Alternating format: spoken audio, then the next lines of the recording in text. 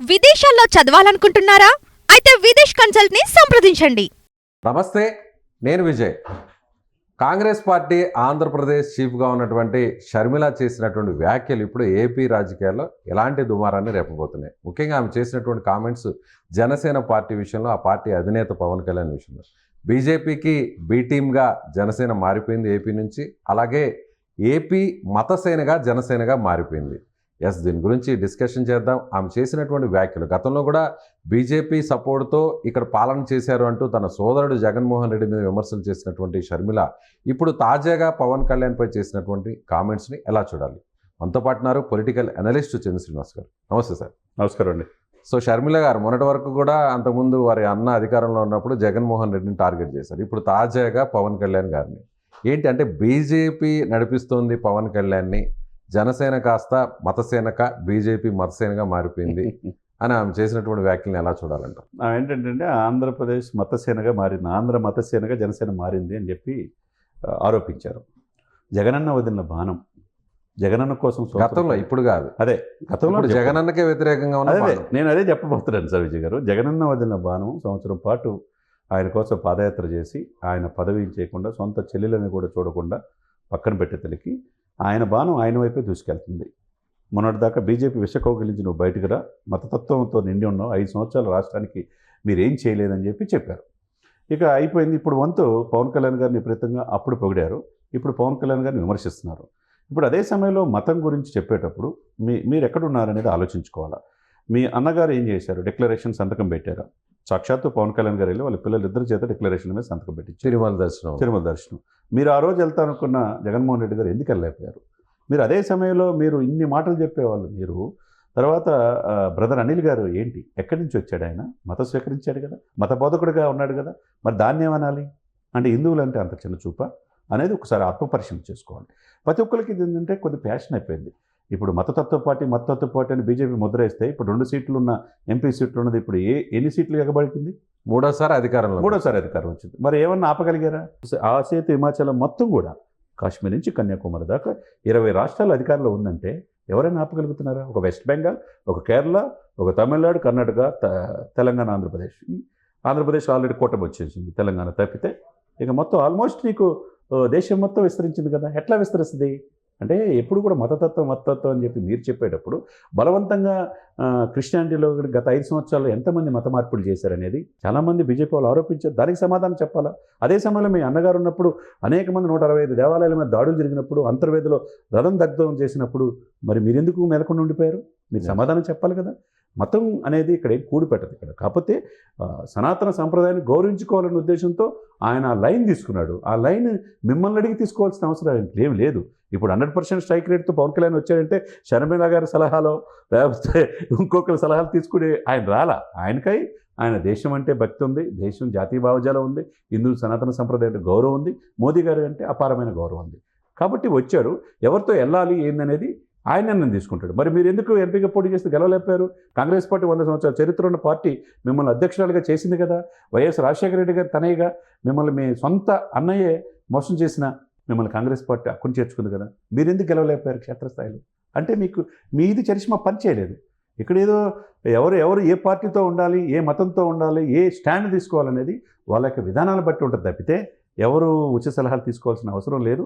ఆమె అన్న మాటను విత్డ్రా చేసుకుంటే ఆమెకే మంచిది. కాబట్టి కాంగ్రెస్ ఉనికి లేని ఆంధ్రప్రదేశ్లో ఏం మాట్లాడతారు?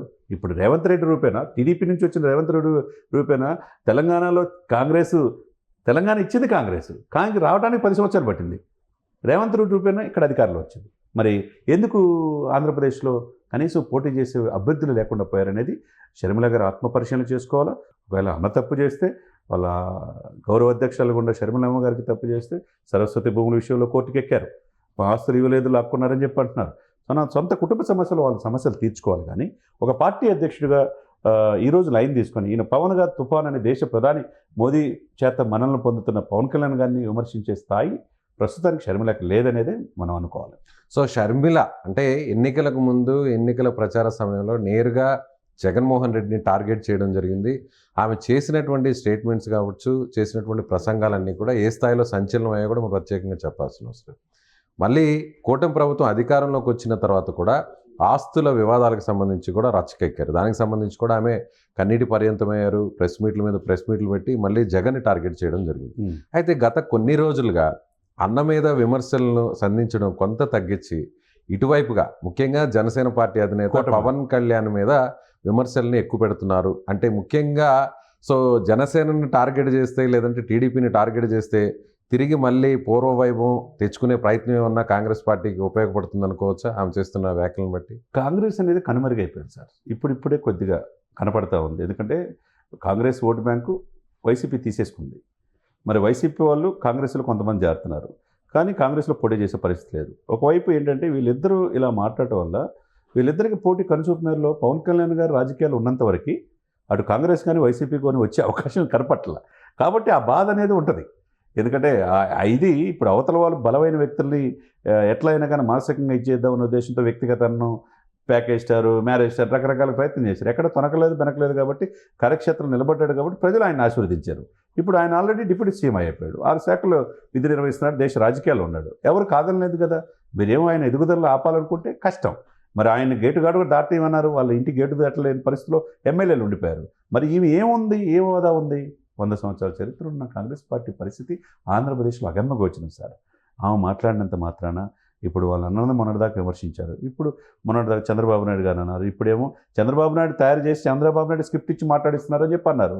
మరి ఇప్పుడేమో పవన్ కళ్యాణ్ గారి మీద బీజేపీ ఇది నుంచి బయటికి రండి మీరని చెప్పేసి అంటే ఆయన ఏమో అమాయకుడా, చాలా చిన్నపిల్లాడు పవన్ కళ్యాణ్ గారు ఏమన్నా? షర్మిల గారు చేసిన కామెంట్స్ సొంత అన్న మీద అలాగే పార్టీకి ఆమె చేసినటువంటి సేవలన్నింటినీ కూడా చెప్తూ పార్టీ నుంచి ఏ విధంగా బయటకు పంపించారో, అన్న ఏ విధంగా ద్రోహం చేశాడు అంటూ కూడా కడప కేంద్రంగా ఆమె చేసినటువంటి పెట్టుకొని అన్ని ప్రసంగాలు కావచ్చు, ఇచ్చినటువంటి స్టేట్మెంట్స్ ఇవన్నీ కూడా ఒక రకంగా జగన్మోహన్ రెడ్డి ఓటమికి ఎంతో కొంత కారణం కాకపోలేదా? ఒక రకంగా పరోక్షంగా కూటమికి ఆమెకి సహకారం అందించినట్టే అనుకోవచ్చు కదా. మేబీ అంటే అఫ్ కోర్స్ ఇప్పుడు నాకు న్యాయం చేయలేదు, నేను నా భర్త బిడ్డలను కూడా వదిలేసి కార్యక్షేత్రంలో మోకాలకు సర్జరీ చేయించుకొని ఫిజియోథెరపీ చేయించుకొని పాదయాత్ర చేసిన ఆయన జైల్లో ఉన్నప్పుడు అధికారులు వచ్చినట్టు చేయడానికి కారణం నేనైనా కనీసం నన్ను పదవి ఇచ్చి గౌరవించలేదు, ఆస్తుల్లో కూడా లాక్కున్నాడు అనే బాధ ఉంటుంది కదా ఎవరికైనా. ఇప్పుడు 3 పేజీల నోటీసు తన తల్లికి చెల్లికి పంపించాడు, నీకు సరస్వతి పవర్స్లో వాటాలు ఇవ్వు అని చెప్పేసి. నాది అనే విజయమ్మ గారు అంటారు. ఇప్పుడు కట్ చేస్తే ఇక్కడ ఎవరెవరు ఏంటి అనేది స్వర్గీయ రాజశేఖర రెడ్డి గారి కుమారులుగా ఒకే బ్లడ్ రిలేషన్స్లో ఒకే ఇంట్లో ఉన్న వాళ్ళని చెల్లిని ఎందుకు పదవి ఇవ్వలేకపోయాడు, తల్లిని ఎందుకు గౌరవించలేకపోయారు, గౌరవ అధ్యక్షురాలుగా ఉన్న ఆమెని గౌరవంగా పిలిచి ఎందుకు శాశ్వత అధ్యక్షుడిగా ఈయనయ్యాడు, ఇవన్నీ కూడా ఉంటాయి. వాళ్ళ కుటుంబంలో తగాదాలు రకరకాలుగా ఉంటాయి.